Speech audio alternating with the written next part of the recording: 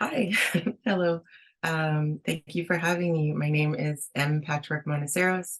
I go by Patch, and I'm a writer and an artist, a poet, and I'm based in Treaty One, Winnipeg, Manitoba. And I'm here today to talk about my book, Remedies for Chiron, published by Radiant Press. Um, and this book came out this year, just this spring. And it's my first book. It's my first collection of poetry, my first published full book. And it's kind of been in the works for a lifetime. You know, people like to say about their first books, but it kind of began to take its current form about 5.5 years ago, in the winter of 2018. I was working on a film, and the poems were calling to me, so I kind of tended to them, and they became the collection that they are now. I've been writing for a very, very long time. I've been writing since I was a little kid. And the sort of first things that I began writing about was my mom, and missing my mom, who passed away when I was 3. So the first poem that I really remember writing and sharing and kind of having a relationship with was a poem I'd written about my mom, but I had shared with a teacher at school. And yeah, you know, I've kind of made art about her, about our relationship, about what it's like to grow up without a mom, and the kind of sort of like vicissitudes of being a grieving person. You know, because I was a young person. I really kind of have grown up understanding a bit about how folks feel about kids grieving and feel about grief generally. I grew up feeling that it wasn't ideal for me to be as sad about it as I was about my mom being gone. You know, and kind of the messaging that you hear is there's certain stages and there's certain timelines that you're supposed to grieve through, and that's just not the case. So I collected this collection of poems, sort of speaking back to that smaller self who didn't really feel witnessed and didn't really feel validated in the grief that they were experiencing. And yeah, and so in kind of my work as a writer, as an artist, as a facilitator, as all sorts of things, grief and mourning and living through it and kind of being alive with grief is a really big part of my practice, and how grief stays in the body, how it moves through the body, how it shows up in generations later, how it shows up in illness, in relationships to our body, and the relationships other people have to our body. Yeah, and so it feels really important to have this kind of inaugural creation be about this thing that's a really big part of me. So yeah, that's kind of a little bit about the book, a little bit about me.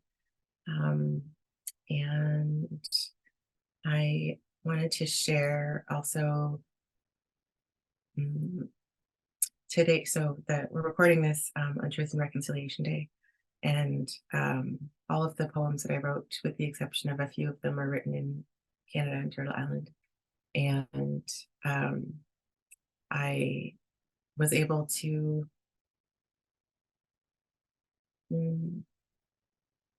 build gratitude for the different places and nations that I had written these poems on in the process of going back to them.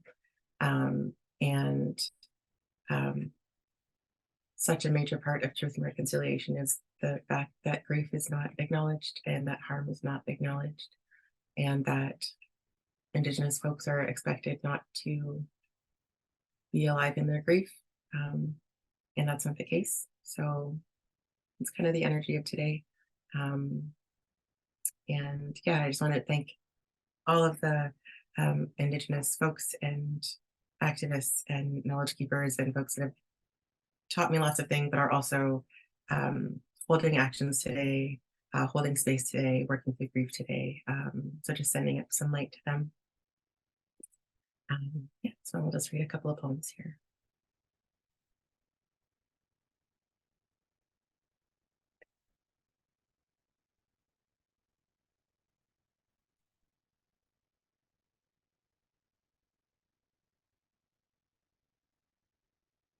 The first one I want to read is called How to Fold a Fitted Sheet and Other Things I Never Learned from My Mother.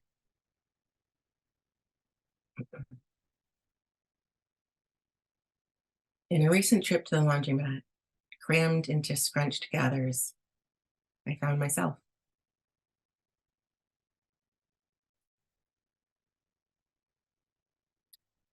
There are a lot of pivotal moments as a young person growing up in the Southern Ontario suburbs in the 90s that are supposed to happen with your mom. You're supposed to have your graduation dress, your first puberty experiences. You're supposed to learn how to do makeup or cook or hair or relationships. And I didn't have the opportunity to do any of those things, learn any of those things from my mom growing up.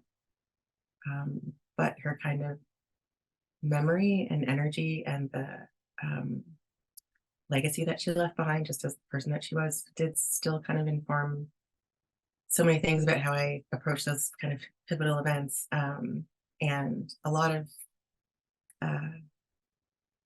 you move out on your own, you get your first place, things like that. There's just like a lot of moments growing up and becoming an adult that I felt that I wish I could have shared with her as a living person. And I used to get frustrated with all the things that I felt like I didn't know that I was supposed to have learned from her, like how to fold a fitted sheet. So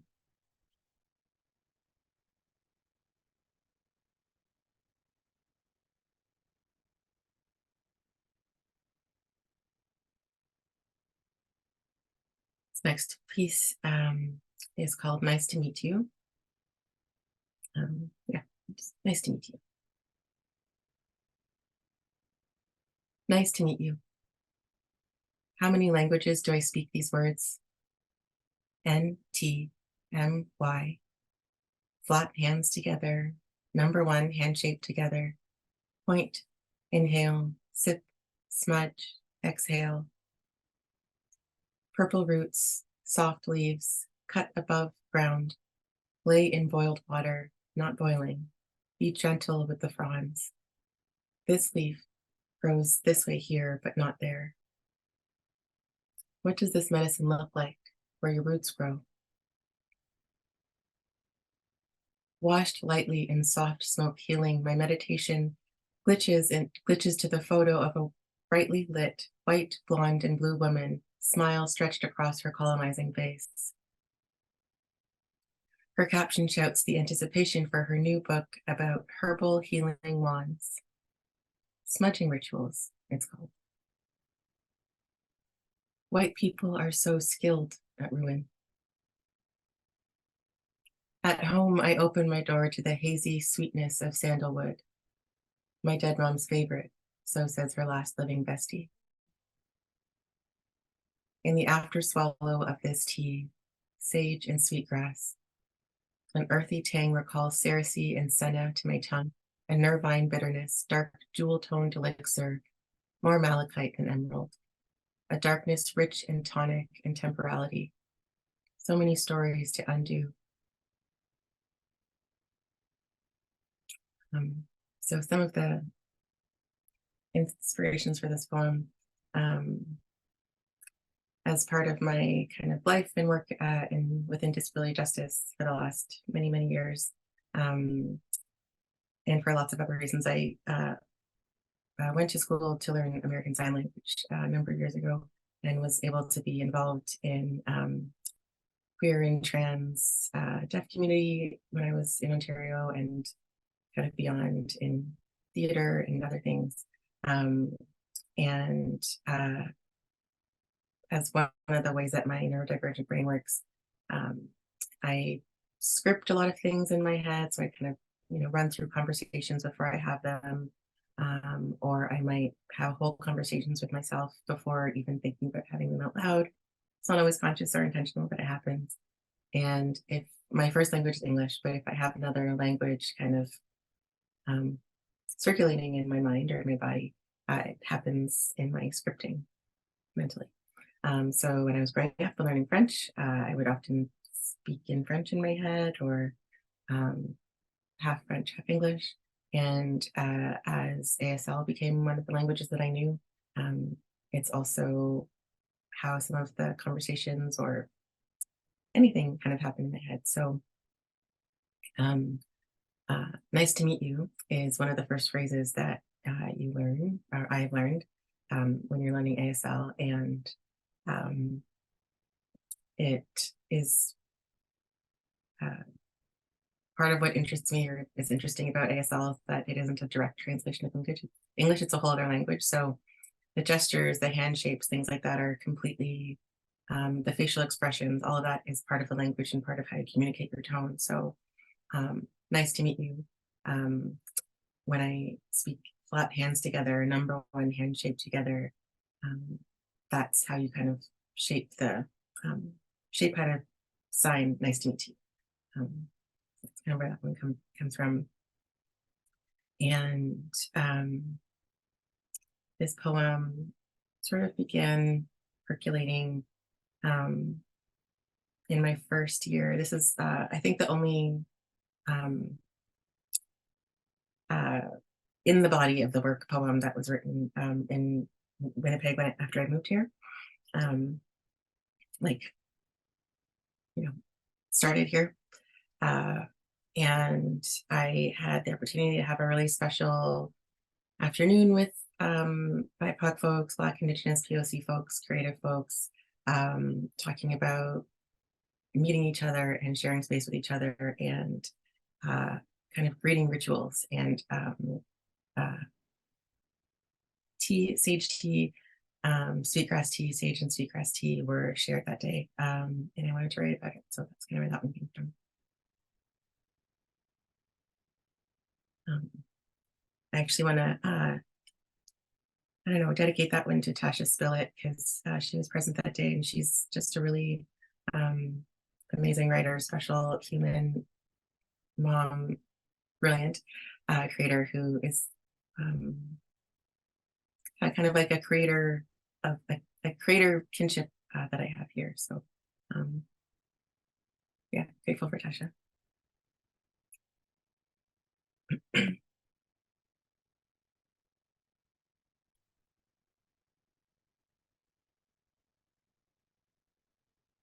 Vacancies.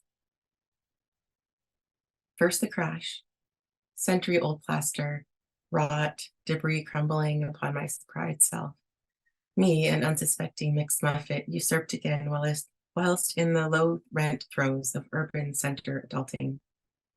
Then the bone, decayed remnants of an upstairs guest, or hidden fortune of a ferreting visitor, squirreled away for later ingestion, only to be lost, deserted, ignored by beady eyes, enraptured instead by glimmering refuse.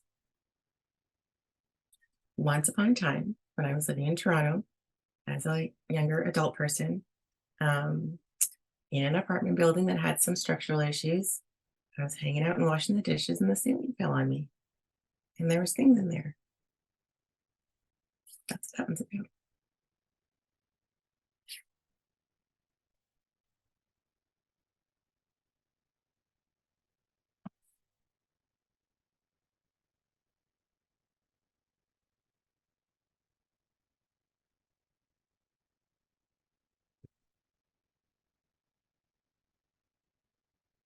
Down the house.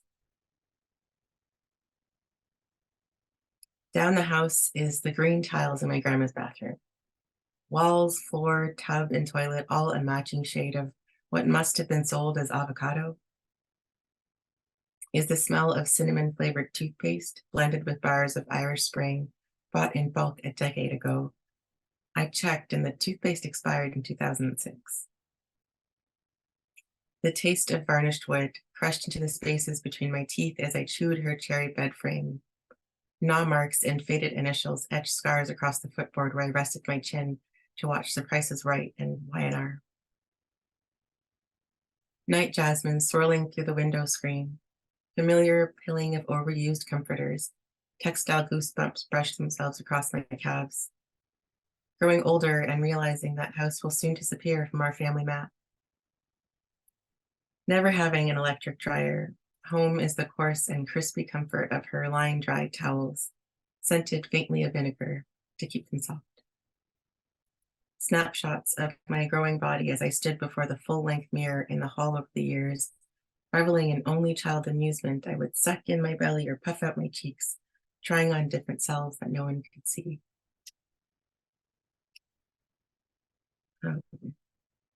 I wasn't able to grow up with my mom, but I was able to be very, very, very raised and held and loved growing up by my grandmother, who was my dad's mom. And I spent a lot of time growing up at her house. I spent a lot of time at her house generally. And we were very, very close when she was around, and she's not around anymore. And I am so captivated by the sensory experience of being in this body. And there were so many sensory wonders about her home and how she kept it, how she decorated it, how she cared for it, and who she cared for in it. And even though she passed and doesn't live in our house anymore, we don't have that house anymore. I think there was a lot of worry that there would be like a forgetting or like a loss or something like that when we wouldn't have the house together anymore. But it's all etched within us, I like everyone that loved her, everyone that loved that house. And I think, again, as someone who grieves, as someone who lets grief kind of live on the surface, being able to have these sensory experiences, these sensory memories, also to put them in words and to share them with others, is just kind of another way to access memory and access the ways that we kind of move with our grief in the world, move with our memory in the world. And in my current life now, I actually have the greatest privilege of being able to sleep in that bed that I shared with my grandmother a bajillion years ago, and still see the teeth marks that I put in the bed a very long time ago, and appreciate that. So I think just one or two more here.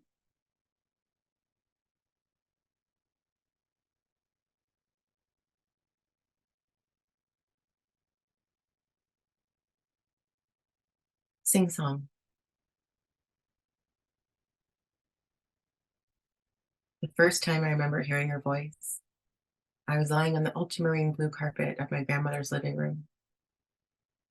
The second time I remember hearing her voice, I was lying in the bed of one of your sisters, talking, laughing, storytelling, literal lifetimes of new to each other knowledge.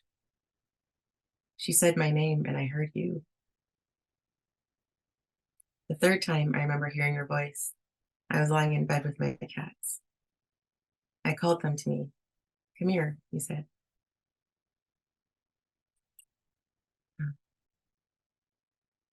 Because my mom passed when I was so young, a lot of the questions, a lot of the conversations that I've had are people asking how much I remember about her, or people assuming that I don't remember anything about her.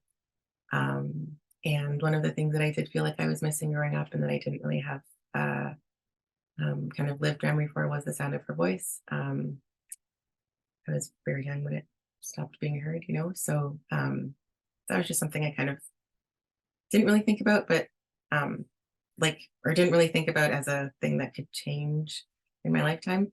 And then, not quite 20 years ago, my grandmother shared that she had a cassette tape from when I was about a year and a half old, of my mom and I spending a day together. So my dad's kind of like a computer engineer, techie nerd, and did kind of like sound mixing and things like that back in the day. And so there was a recorder and there was a day in the mid-'80s, and it's just a cassette tape of a whole day of us talking to each other, even though I'm only about 1.5. And I didn't know it existed. and I was at my grandma's house, and she said, "Oh, I have this thing for you." And she put it in her stereo, and I was lying on the blue carpet. I think she told me what it was before she pressed play, but that was the first time I heard my mom's voice in memory, and I have a very vivid memory of listening to it for the first time. And I actually ended up making a lot of art. I made a film series out of some of the sounds captured in that tape. It's really, really meaningful to me. And very, not private, but just has a really kind of special place in my kind of auditory experience. And then I didn't really get to know a lot of my mom's family growing up, so I hadn't really met, her siblings and stuff. And then through a series of events, I ended up in my mom's sister's bed in Jamaica. We met that day and got along really well, and we're just talking to each other and telling stories, and she was catching me up on life, and I was catching her up on life. And when she spoke, I heard the voice that I heard in that tape, and it was really something. And then the third time, I heard my mom's voice come out of my own mouth, and that felt pretty magical. So that's what Sing Song is. And just the last one.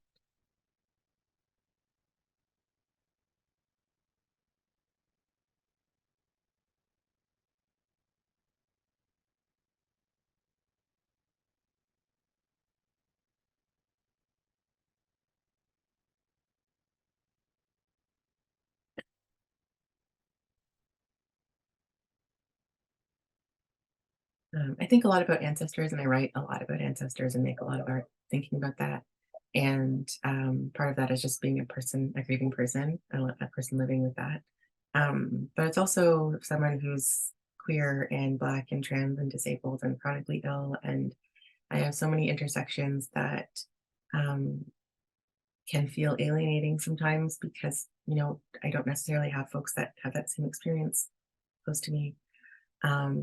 But through the scholarship of Black feminism, was introduced to Audre Lorde and Jim Jordan and Bell Hooks and Octavia Butler and so many Black feminist creators and writers that have been really meaningful to me in finding my own voice and finding myself and caring for myself. And I really think of them as ancestors as well. And so there is a line in here that's referenced from Octavia Butler, who's one of my creative ancestors. 2050.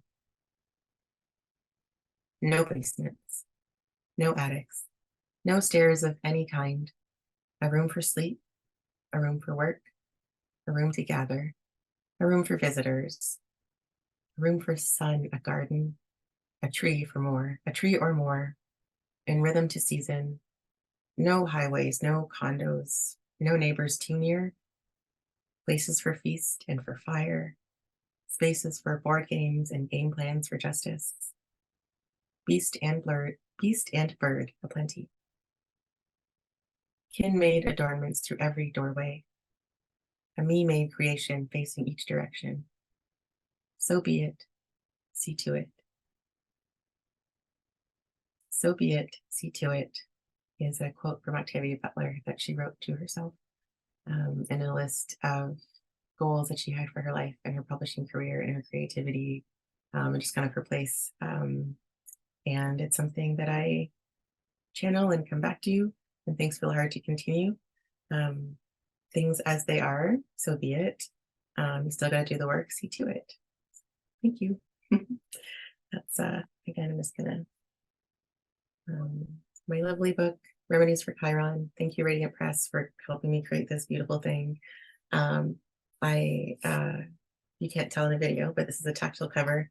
It's 3D. It's based on an embroidery that I made for the purpose of that, because I'm also a textile artist. So, when you get your hands on it from Radiant Press, your own local independent bookstores, or if you are able to get it from your library, it's also available there. Have some fun, play with the cover, feel the stitches, feel the words. There's lots of ways to there's lots of ways to experience art. There's lots of ways to experience that aren't just hearing or speaking or talking. You can feel through things, and you can feel through these poems. And yeah, it's a gift to be able to share this with people. It's a gift for it to be received as caringly as it has been. Um, and yeah, I'm very grateful. I'm very grateful to Radiant. I'm very grateful to everyone, that's to Suzette, who's helped me make this a real um, present. Yeah, a real gift for me, and a gift for my mom, and a gift for my grandma. Um, and that's all I have to say. Thank you for having me. I hope you find the book. I hope it finds you. I hope you find yourself in it if you need to. And I did want to share